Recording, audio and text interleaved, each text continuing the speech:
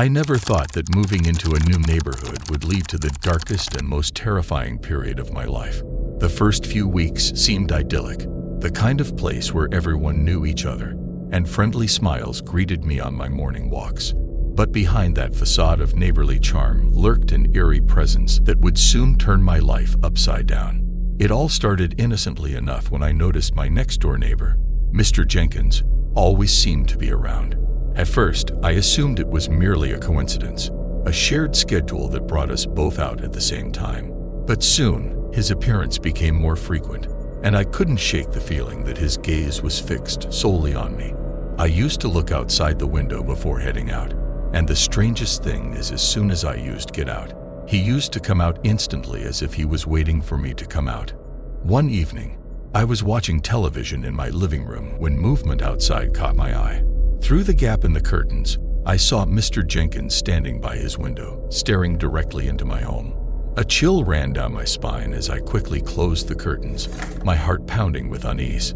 The next day, when I got free from the gym, I decided to stop at a coffee shop and ordered a cappuccino along with a sandwich. As I was enjoying my sandwich, even though I was using my phone, I had a constant feeling of being watched. I looked around twice, but I didn't notice anything looking at me in the shop.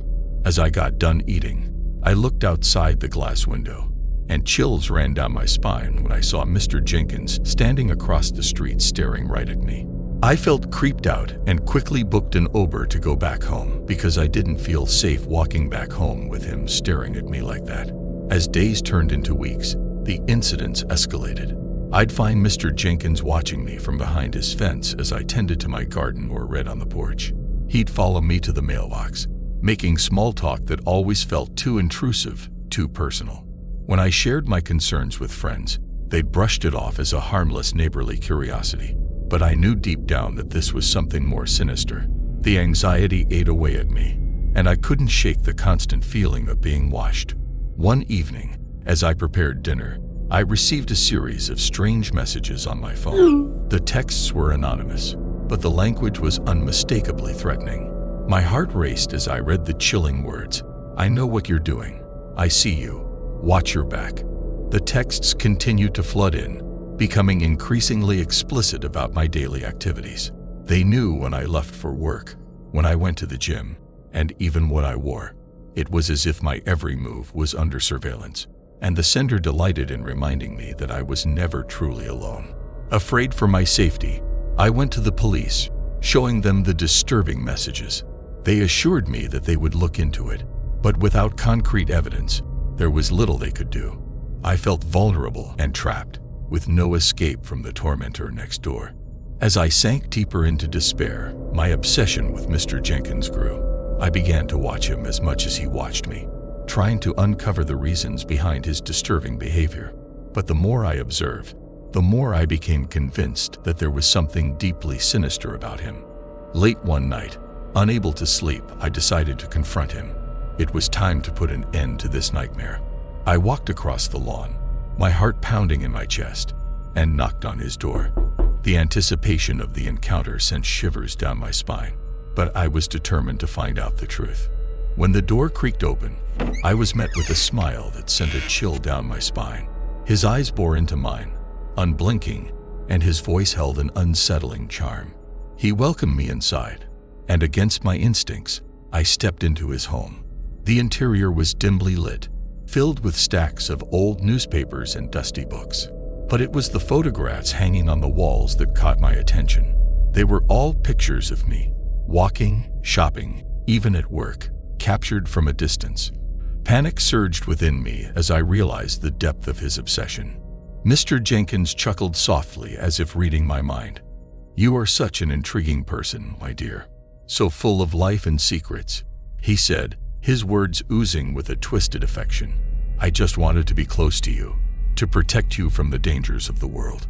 My fear reached its peak, and I knew I had to escape before it was too late.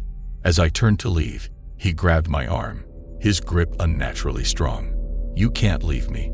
You need me. We are meant to be together," he hissed, his face contorted with madness. Summoning all my strength, I wrenched myself free and ran out of his house, gasping for breath. I knew then that I had to get away from that place, from him. I packed my bags that night and fled, leaving behind the nightmare that had consumed my life. In a new city, with new faces and a fresh start, I still couldn't shake the feeling of being watched. The trauma of that harrowing experience haunted me, a constant reminder that evil could be lurking just next door. Now, I live in constant fear, forever looking over my shoulder, never truly at peace. Mr. Jenkins may be miles away, but his presence lingers like a shadow in my mind. And as long as I live, I will never forget the horror of the stalker next door. I never expected that house sitting for my friend, Jessica, would turn into a living nightmare. It was supposed to be a relaxing weekend, a chance to get away from the chaos of city life and enjoy the tranquility of the countryside. Little did I know that the old farmhouse held a dark secret, and an uninvited guest would soon make its presence known. As I stepped into the house, a chill ran down my spine. The air felt heavy, and the creaking floorboards beneath my feet echoed through the empty rooms. Jessica had warned me that the house was old, but I hadn't anticipated how eerie it would be. I tried to shake off the feeling, convincing myself it was just my imagination playing tricks. The first night passed relatively uneventfully. I busied myself unpacking and making myself at home. However, as the sun set, an unsettling silence enveloped the house. I thought I heard faint whispers in the distance, but whenever I strained my ears to listen, the sounds vanished. The next day, I decided to explore the surrounding area to take my mind off the strange occurrences. The countryside was picturesque, and the sun shining through the trees offered some comfort. But upon returning to the house, I noticed that a few of the doors were slightly ajar.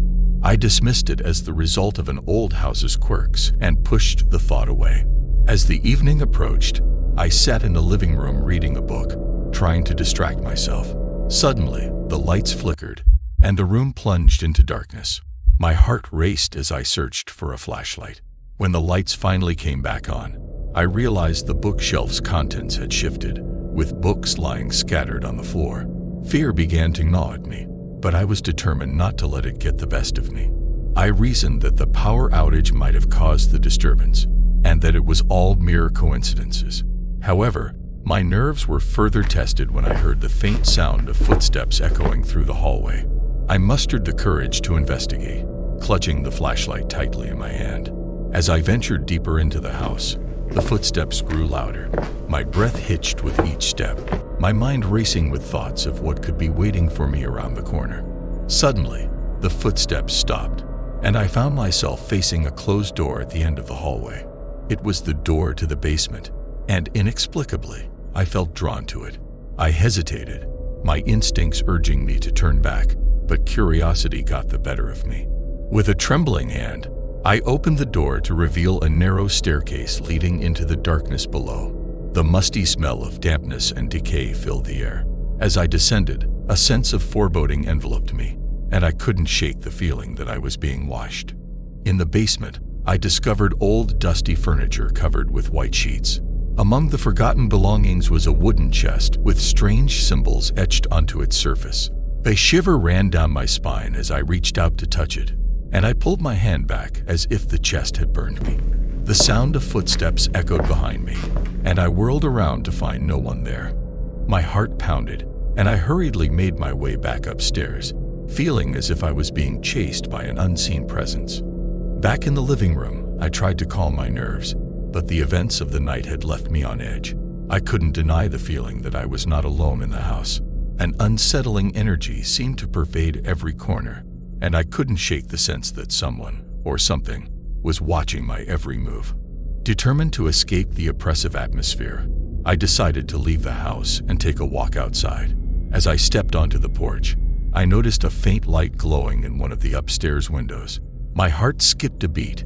I was sure I had turned off all the lights before leaving. A wave of fear washed over me, but I couldn't resist investigating the source of the light. I climbed the stairs once again, and as I reached the top landing, the light abruptly vanished. I cautiously entered the room to find it empty, with no sign of anyone or anything that could have caused the light. At this point, I couldn't ignore the signs any longer. The strange occurrences, the footsteps, the mysterious light, all of it pointed to a presence in the house. My mind swirled with questions, and the fear I had suppressed finally consumed me. Throughout the night, I felt a growing sense of malevolence surrounding me. Doors slammed shut on their own, and a haunting melody drifted through the air. It was as though the house itself was alive, and whatever dwelled within was trying to communicate with me.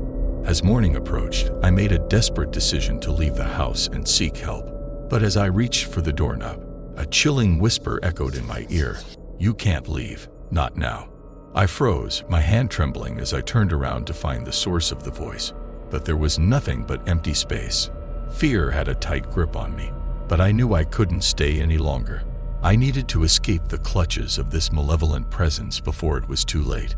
I rushed towards the door, flung it open, and ran outside, leaving behind the haunting nightmare that had become the house. To this day, I can't explain the events that occurred during my time at Jessica's farmhouse. I never returned there, and I doubt I ever will. Some mysteries are better left unsolved, and some houses are better left uninhabited, for they hold secrets that are far beyond our understanding. The uninvited guest left an indelible mark on my soul, a reminder that some things are best left undisturbed.